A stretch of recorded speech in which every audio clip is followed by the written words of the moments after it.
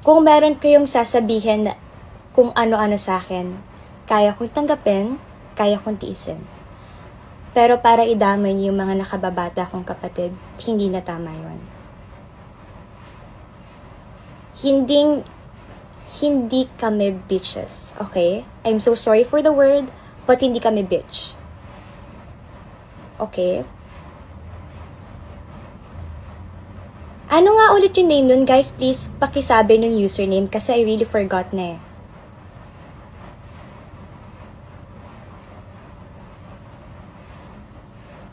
Okay, wala. Please stop the hate na. Guys, grow up. Please. Ayun, Mimasor. Oy, Mimasor. So, Mimasor, kung ako sa'yo, manihimik ka na. Ayusin mo yung buhay mo, magpaka-mature ka, tapos isama mo sa New Year's resolution mo, ayusin mo yung ugali mo. Alam nyo, ang daming problema ng mundo ngayon. Pilipinas pa lang, dami ng problema. Huwag naman na kayong dumagdag. Be part of the solution, guys. Huwag kayong maging, creator ng problem.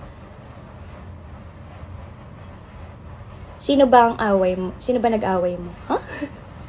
Palitain mo. Ayan, nagagalit yung multo sa bahay namin. So, guys, please. Stop the hate. Stop bringing back the past issues. Kasi tapos na yun eh. Huwag nyo nang ibalik. And again, wala akong inahas, wala akong nilandi, wala akong inagaw. Malinaw? Screen record nyo, pwede nyo balikan, playback nyo, kasi wala talaga akong inagaw. At kung ano ang nakikita nyo sa amin ni Seth on cam, ginagawa lang namin ang trabaho namin. At saka kasi, yung pagpunta niya sa bahay, yun ay para humingi ng tawad. Kasi alam nila ni Blythe, actually wala akong kasalanan. Pumunta sila dun sa bahay para humingi ng sorry. But, si Blythe ay hindi sumama. She was invited, pero hindi siya sumama. Kaya, nagulat ako kasi, bakit ako yung masama? Bakit ako na nga yung nadamay? Ako pa yung naging masama sa kwento. So, syempre I was hurt. Kasi, pa-water lang.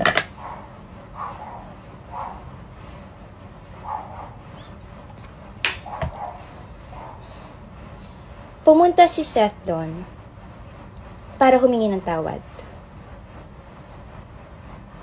He invited Blythe, pero hindi siya sumama. And then the next thing I know is ako na yung pinagpipiestahan sa social media.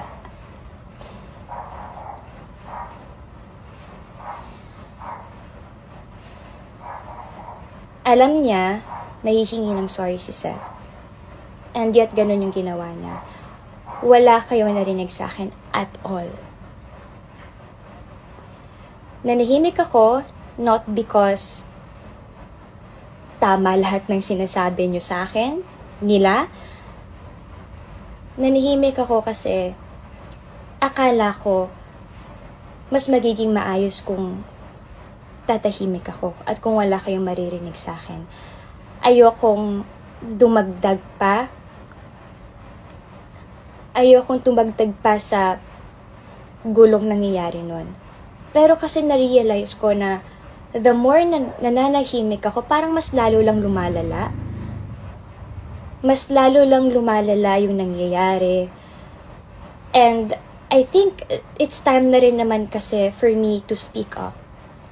And I know na ang dami nagsasabi dyan sa inyo na tuwag ako, gusto ko lang matawag na unbothered queen. No. Hindi ako nanahimik because gusto ko matawag ng ganun. Nanahimik ako kasi ayokong tumagdag sa gulo pa na nangyayari noon. Hanggang ngayon, tagal ko nanahimik. Alam niyo yan, hindi ako mapagpatol. At hindi naman ako talaga papatol because lahat ng sinasabi niyo ay hindi totoo.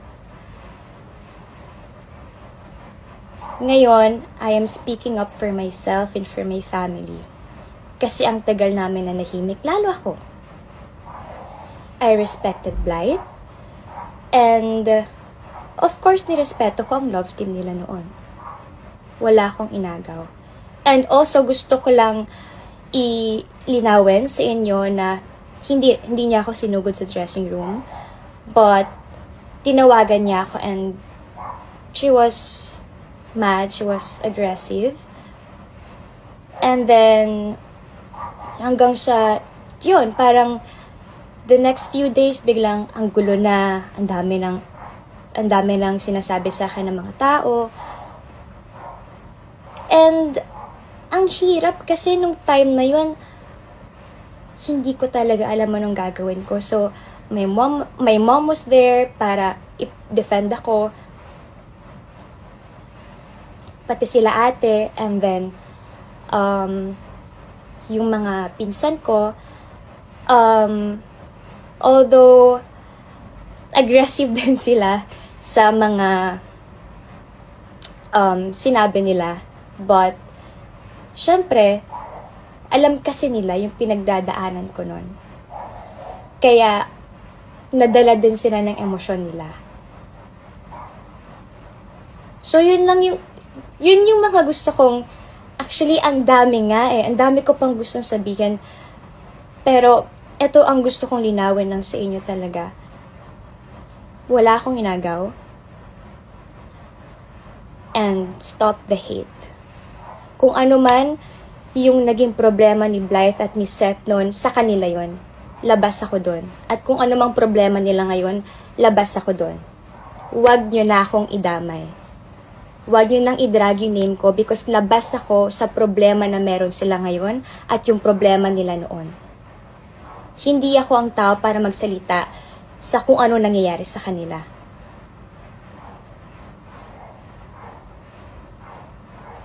Labas ako sa lahat ng problema niya. Sa problema nila. Kaya sana, after this live, stop asking me questions na about this.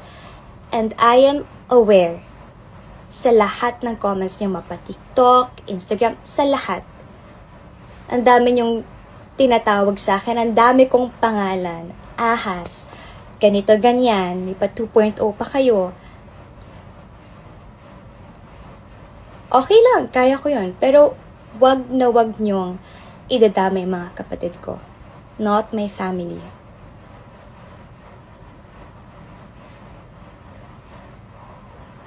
Magpapasko na guys. Magto 2024 na. Pwede bang upgrade din natin pati utak natin and yung personality natin? Kung kaya nyo lang naman. Pero sana kayanin nyo.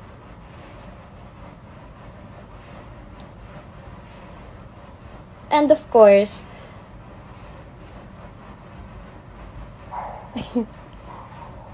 yes, paulit-ulit na, tama.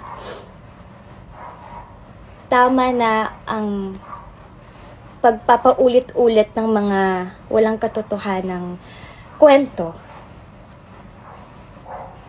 At saka, guys, please, again ha, hindi po ako nag-live para mag-encourage to hate someone or kung sino man. No. Gusto ko tong iklaro para tapos na, iwanan na natin to dito. I want to move forward. So sana ganun din kayo.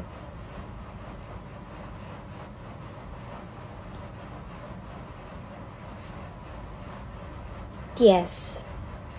Move forward, guys. Iwanan na natin to dito at sana naintindihan nyo lahat ng sinabi ko.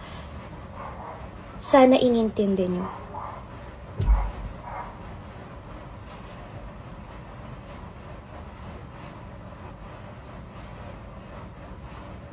Anong meron sa kurtina ko?